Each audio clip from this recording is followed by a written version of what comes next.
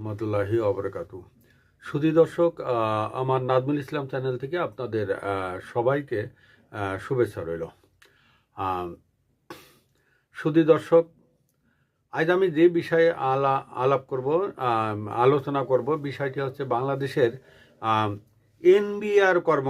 বাংলাদেশের কর্মকর্তারা গোপনে সম্প্রতি পাকিস্তান সফর করেছেন।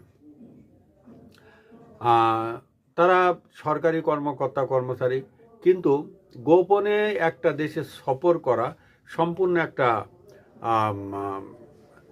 লুকোচুরি, এটা বলতে পারেন একটা লুকোচুরি।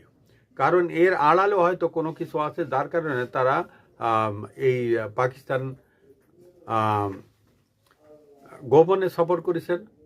কারণ এটা তারা একটা স্টেটমেন্ট দিয়েছেন যে আমরা কর বিষয়ে আলাপ আলোচনা করার জন্য, শুল্ক বিষয়ে আলাপ আলোচনা করার জন্য পাকিস্তান গেছি, যেখানে বহির্বিশ্বে এখন একটা দেশ আর একটা দেশের সাথে কোনো বিশাল সমস্যার বিষয়েও তারা এখন ডিজিটালভাবে অনলাইনে আলাপ আলোচনা করে, এবং কোনো সমস্যা হোক আর না হোক, এখন ভার্চুয়ালি অনেক বৈঠক হয়, ভার্চুয়ালি বৈঠক হয়ে তারা আলাপ আলোচনা করেন। শুধু কর বিষয়ে আলাপ আলোচনা করার জন্য বাংলাদেশে এনবিআরের 7 জন কর্মকর্তা তারা কিন্তু বিদেশ ভ্রমণ করেননি, অর্থাৎ পাকিস্তান ভ্রমণ করেননি। তারা পাকিস্তানের লাহোরে এবং করাচিতে ঠিকমতো একটা পিকনিক স্টাইলে ঘোরাফেরা করেছেন, এবং দীর্ঘ